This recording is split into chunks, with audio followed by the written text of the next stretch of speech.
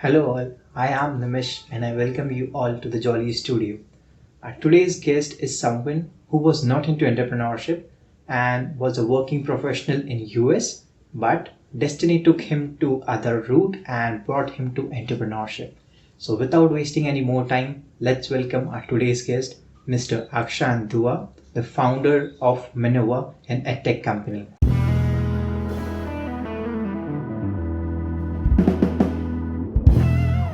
As well. Yeah, thank you so much. Thank you for the invitation for this, Nimish, and I'm very grateful to Jolly's Junction as well and Jolly Studio. So first of all, Akshan, I would like to know something about your journey. Like, how was your journey till now? Like, if you can share some glimpse about your journey, like before becoming this entrepreneur, and what was the journey till date? So I actually didn't want to be an entrepreneur right out of college. I didn't want to do my own thing. I actually had a job as a data analyst with a consulting firm in the United States because that's where I did my bachelor's of science near Chicago. So I was all set to get an apartment, get a car, and start my life there.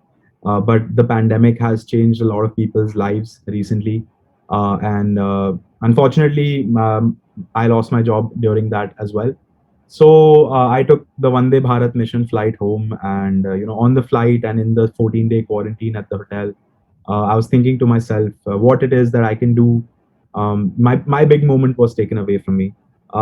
It just happened so that my very close friend Yutika, my co-founder at Minova, she always knew that she wanted to do her own thing, and she wanted to be her own boss.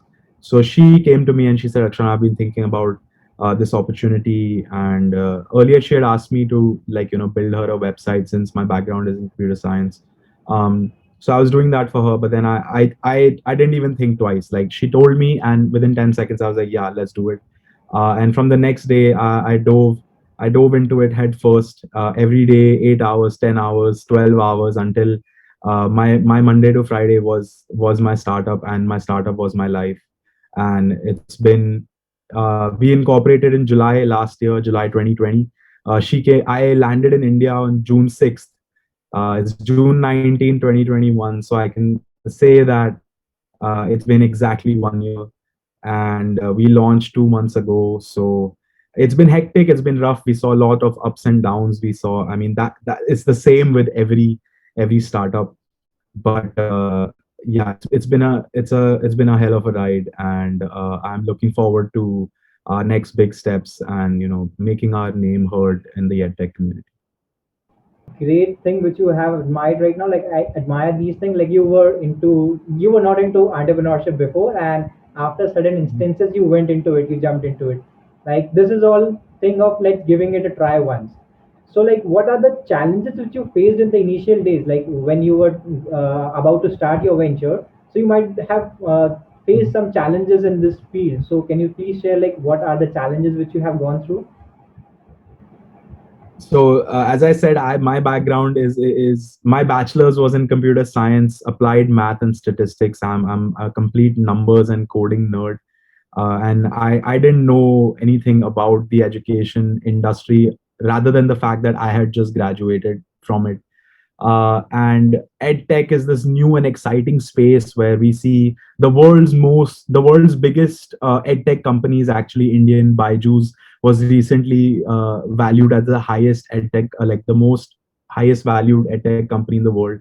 So the shoes were very big to fill. The ground was big, and the COVID pandemic really gave edtech brands a tailwind because people were at home and people were consuming content, whether it was learning or entertainment content, at a very high rate. And the challenge was to bring to them something that is not already there. I mean, Skillshare and Udemy have been around for a while. Any edtech brand that wants to start thinks of masterclasses. Unicorn startup from 8 years ago. I mean, I don't know even if you can call them a startup anymore, and they were recently valued at $2.5 billion. So it's an exciting space, casual learning, learning hobbies and extracurricular activities out of the workspace. The challenges we faced were we didn't know that it was going to be such a highly capital intensive business because um, production costs are very high. We miscalculated, so we had to up our initial investment. The second biggest problem that we faced, and I believe all founders face, is building the right team. Going through iteration after iteration of hiring new designers, hiring new marketing people, hiring. Thankfully, we found an amazing tech team from the very beginning. So those were some of the biggest challenges we faced, was estimating, budgeting the right amount of money to be poured in, so that our fixed costs and our sunk costs are not too high, that we cannot make up the money with the little bit that we were doing. So now we've grown much bigger in scale, and those problems don't exist anymore. So it's great. Best thing about problem is that it comes and goes, like it never stays. Like when Yeah. if you are into entrepreneurship, you know how to overcome those problems. So my next question is like how this idea of Manova came into mind and what is it all about? Like can you please give a brief about what is Manova and how this idea came all about? Yeah, so our idea was inspired by Masterclass. Masterclass.com is a edtech giant in the global industry. And the only thing that we thought of was that people who do not have international exposure, people who don't know Western culture, they do not understand what is being taught on Masterclass, because they don't know who those celebrities are. They don't know why they are known for what they do. So we decided that the information, the topics needed to be contextualized. They needed to be contextualized for India. People needed to understand, because they needed to see people on the screen that they know or they can look up and relate to. uh, from there, we created Manova. We were earlier, we went through two different brand changes, but that's of no consequence anymore. We are now Manova, and Manova is the immersive leisure learning platform. That is, call it immersive leisure learning because we are trying to create labs, not online courses. And what I mean by that is that when we were children in school or when we were in college, labs were the most hands-on things where you had to go and test yourself with the actual equipment, and it felt like a real life experience. And taking inspiration from that, we curated and created the labs at Manova, and we wanted to slice a different angle towards learning. So we took up themes for each of our labs. Our mixology lab is based on emotion, the concept of Navrasa, which is the 9 basic emotions people feel. And our communication, which is our verbal communication lab, is based on Hastmudras, which are a yogic gesture.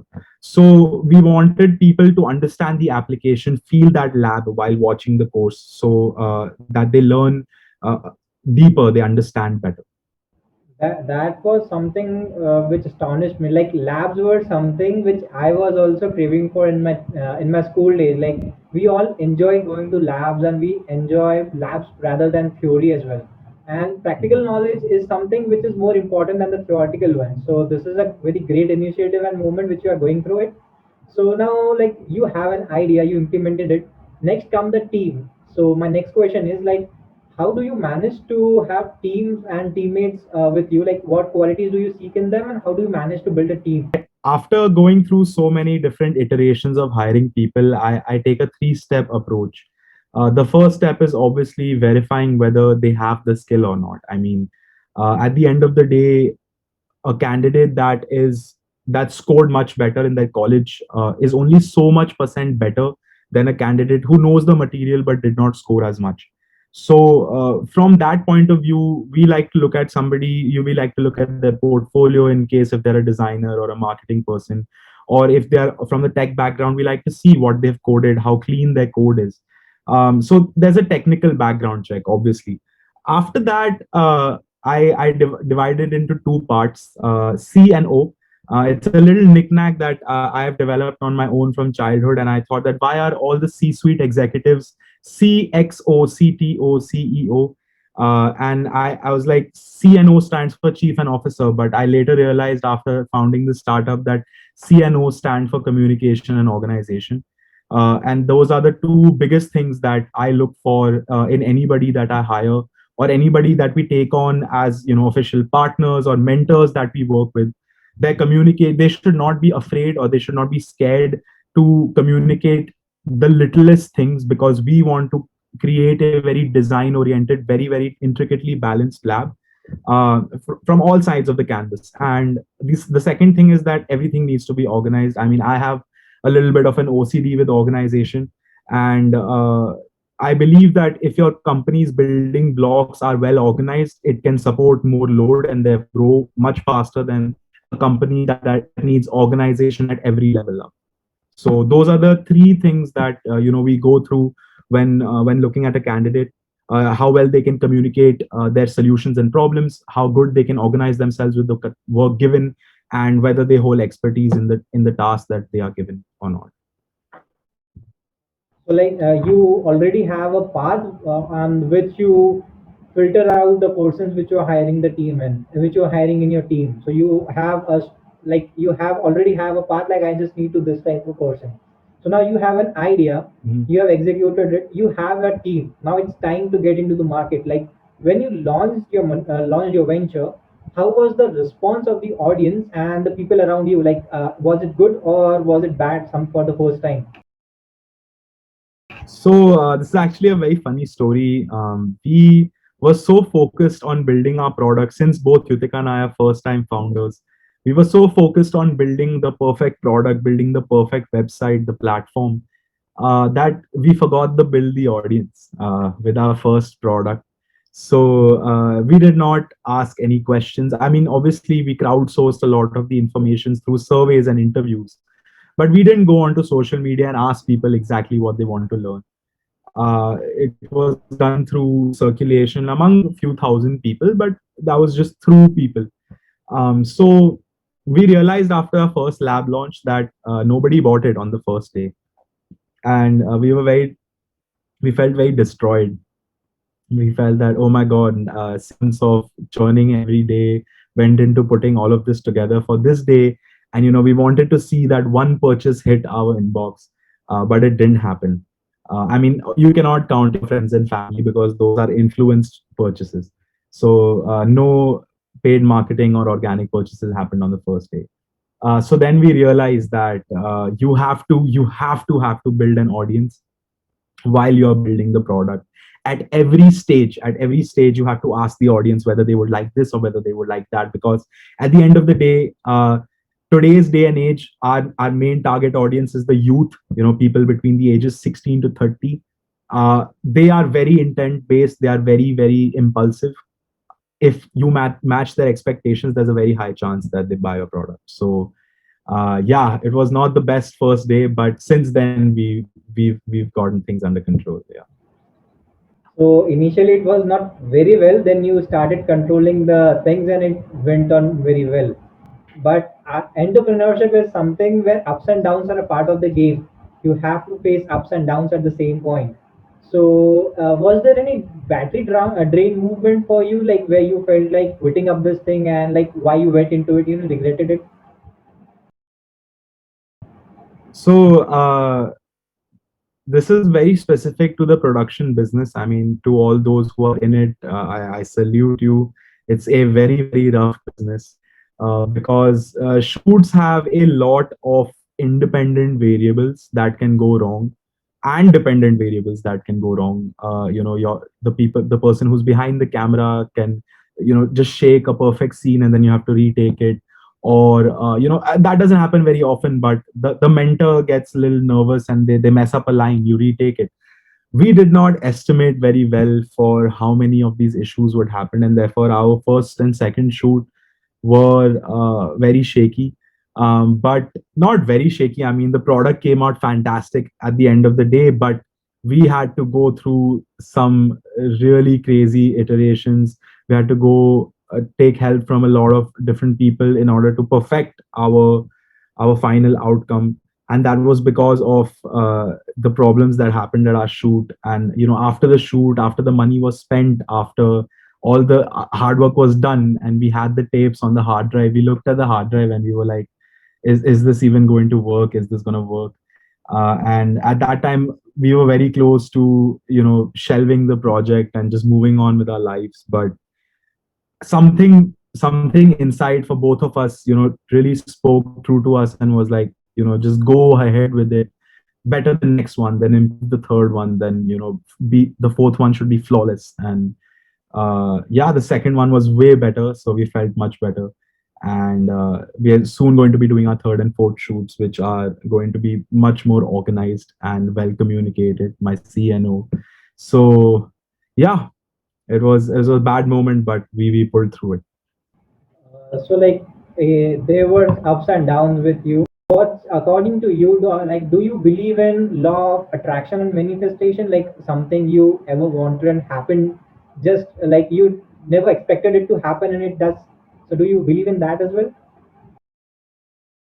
I mean, I would not say that I believe in manifestation or law of attraction. I would say I believe in happy coincidences, and I believe heavily in karma. That if you put in the good work, you get the good result. And a little bit of good karma coupled with some happy coincidences always results in a good deal. So yeah, I don't really believe in manifesting something that, oh my god, if I just think about it every day it'll happen. I'm very action oriented. I'm not the guy who can just think about, oh, the business needs to grow. I need a everyday to-do list. I structure it in the beginning of the day and try to complete it by the end of the day. So yeah, to answer your question, no, I do not. I don't believe in manifestation or Hard work is the key to success, and I think this is the mantra which you follow. yeah, just yeah, put in the everyday work and it'll work out. Exactly. So like in India itself, like after the digitalization, people are jumping into the field of entrepreneurship. They are taking their luck in entrepreneurship. What note would you give to the early entrepreneurs who is getting into this field? Like a note for them. When I think of this, I think of this from the viewpoint of key. If I wanted to know something at that point when I was just starting out, the first advice that I would want is actually some of the things that I swear by now is that always have an actionable at the end of a meeting. What that means is if you've had a long discussion or a brainstorming session with your partner, with your colleague, your teammate, or a potential business partner, put down minutes. Put down what was discussed in the meeting, and at the end of it, ask yourself and ask the person you're talking to. So what do we do next? And the key word is do here, the actionable.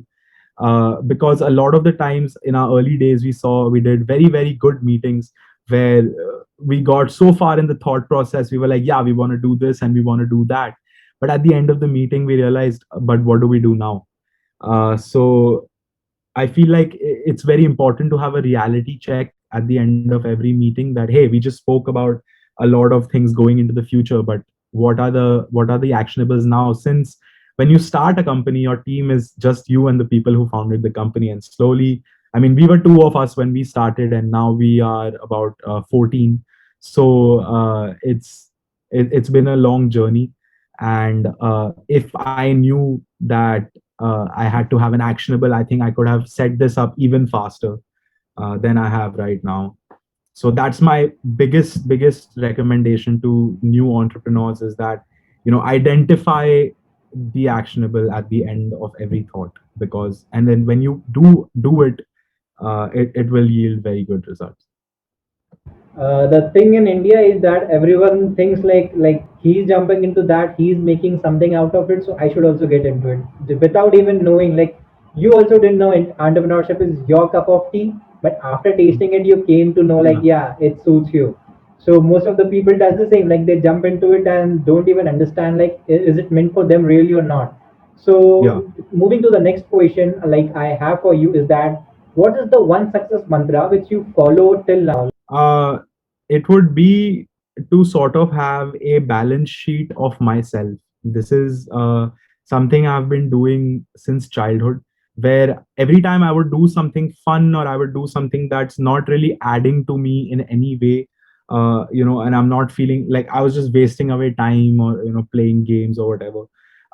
If you're playing games very seriously and you want to do that, I mean, then count it as a useful activity. But basically for me it was useless activities versus useful activities, and uh, every time I my balance sheet on the use full activities went up, I had to start going up on the use less activities, because my success mantra is to keep your mind balanced at all times. You There are certain things that you want to do in life, there's certain things you have to do it in life, and certain things you don't want to do in life. And I might upset a lot of people, but entrepreneurship is mostly things you don't want to do, and you have to still do them, because you're the only one who's in the company. So even if your specialization is in finance, you have to do marketing, you have to do write copywriting, you have to understand law, you have to do compliance.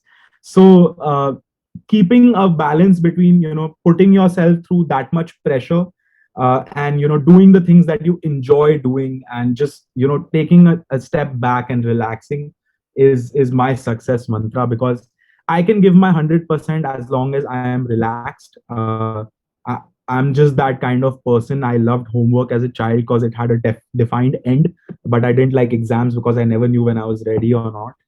I've realized that as long as I'm feeling like, oh my God, I've not had any fun for the last 10 days, how can I work now? I cannot work then. So uh, find that balance. It's very important, because that's what brews fresh ideas in your mind. And find your spot. Mine is when I'm showering. I have the best ideas then. So find your spot for thought process, and you will have a good time every day. So we should always keep the child alive inside us. Like the child, always he has to be like relaxed. So the work which we do is totally what up to the mark which we wanted. So like Exactly. you wanted to get in, you were into a corporate, like you had a job, and then you shifted Yeah. towards entrepreneurship. So how does entrepreneurship change your life from corporate to this business world? Um, let's just say that my personality became richer and my pocket became poorer. But that's the overall game, is that I feel that I have grown much more. I feel that exposing myself to all these different spheres of the business and just spheres of the market and industry in general has made me have a much better understanding of just everything. So from the sense of learning, yeah, I would sit over there and I would code, I would make presentations, and I would drive business solutions. But and I would get a fat paycheck at the end of the month, but I would not be venturing into things that made me uncomfortable. And as much as it sounds uncomfortable, when you do some of the things that are uncomfortable and then they become comfortable, it's a very great feeling, and you feel very accomplished. So one very big warning I must give to startups is that, people who are getting into startups, is that there's no money early on. For up to 2 years, 3 years, you might not see any money in your own pocket, and that is if you want to grow your business big time. I mean, if you're looking to be an MSME, you're looking to be a small business, please go ahead and take that salary. But if you're looking to squeeze out every bit of growth out of your venture, then you're not going to have much money for a long time. So stick with it. You'll go from 0 to 100 very fast. That is something which everyone should know before starting this. Like Yeah. we jump into it, then we regret like why we have lost everything which we had, our savings, our time, and Yeah. everything, energy as well. So before, like if we know about it, we get information about it, so there's no chance of regret at all. Mhm. So the next question is revolves around the same thing. Many people jump into this thing and they think like entrepreneurship is something which they have seen they in their fantasies on the Instagram posts, the luxurious cars and the lavish lifestyles.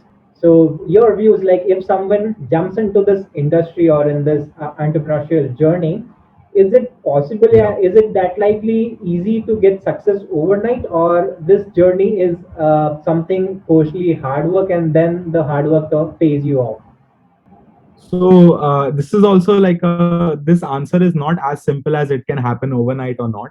There are three approaches to startups. One being you're bootstrapped completely. You do not take any investment from anybody. You pour in your own money and you grow slowly, slowly. You take your time, and someday you become something. The second approach is that you bootstrap initially. You set up your prototype, you set up your MVP, and then you test it with a slightly large audience and see what's your traction. And then once your traction is validated, you go and you pitch for money. And the third is that you think your idea is so amazing that somebody will give you a lot of money just to hear the idea. And that's when you straight go to an incubator or a venture firm or an accelerator, and you say, hey, I have this amazing idea and I think it'll change the world in so way, and they will give you a lot of money to make your dream come true. So yeah, it can happen overnight. If you have an amazing idea, in 2 months you can set up, incorporate, you can set up a platform, you can create content and do the thing. But if you go the bootstrap way, I mean, Masterclass raised funding very early on, but it still took them 8 years to reach where they are today. So we are of category two. We bootstrapped until now, but we are in the process of picking up investment. So like we're processing the papers. So you have to find your rhythm. Zerodha is a unicorn that is completely bootstrapped until and now they are paying hundreds of crores to the executives. So it can happen. It can happen either way. There's no defined equation, but the critical part is not the equation; it's the balancing of the equation. So that's what I believe.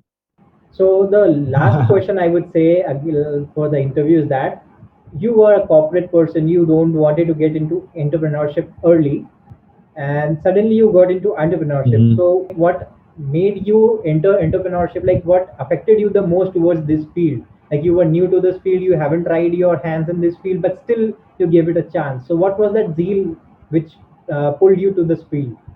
Uh, this answer is a little bit dark, but I'm still going to give you the very truth, and that is that when I did lose my job, I was in a very bad place. I didn't want to do anything, and I spent a solid 10-15 days just not doing anything, sitting on my couch and just whiling away time and being depressed and thinking that I'm not worth anything.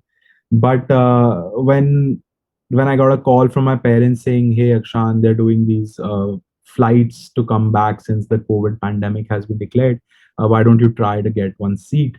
And I was like, "Yeah, maybe I can go home. Maybe I can go where I feel safest, where I feel the most comfortable, and sort of recover." And with that idea, I just took the flight, and I was like, I'll figure it out, because I lost my job, I could not continue staying in the United States since I was on a work visa there.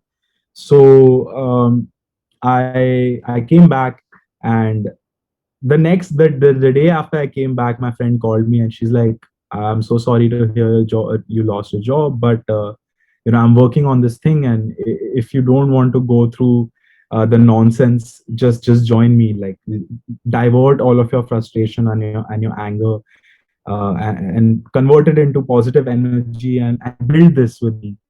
And she and I have a very complementary skill set where I'm very tech focused, very detail focused, whereas she thinks big. She's all about business growth, and she has this big dream of being worth $1 billion some days, and it's very important to have that dream. I don't have it, she does. So I saw that sparkle. I saw that she would do whatever it takes, and I believe that you need to do whatever it takes to become anything in life. So um literally it was like a, why not, what's there to lose? So I mean, there is quite a lot of money to lose, but I was like, okay, am I okay with losing this large sum of money that I saved up? And I was like, I'm only 22, I'm only 21, I was 21 at that point. I was like, I'm only 21, I have my life ahead of me, I can make up this money if I take a job very fast. So uh, I I decided to just go for it. I went to my parents. I was like, "Hey, I'm thinking of doing this," and they're like, "Yeah. So do you need any money from us?" And it was so amazing to have that support. Uh, and I was like, "I'll let you guys know if I need more." So yeah, since then it's been super positive, super supportive, and I the zeal just came automatically. Like, the more we started exploring, the more, when we launched our first course, we signed our first mentor, we were like, yeah, people want us. So it's a validation game. The more you get validated, the better you feel working about it. They're like you have your parents who were supporting you that point of time, In most of the cases, Yeah. parents step back, like when someone is getting into non-conventional jobs and opportunities, so parents step back a bit. But you Uh, have a great parents who were supporting you at that point of time as well. So yeah. that was Yeah. amazing. Like Definitely. you had great parents, great support with you at that moment of time, which you really needed at that time. So that's it for the interview. Like we are done with the interview thing. I would personally thank you a lot for giving your precious time and giving your time for this interview as well. And it means a lot to us, to me, and to the audience. Yeah. Thank you so much.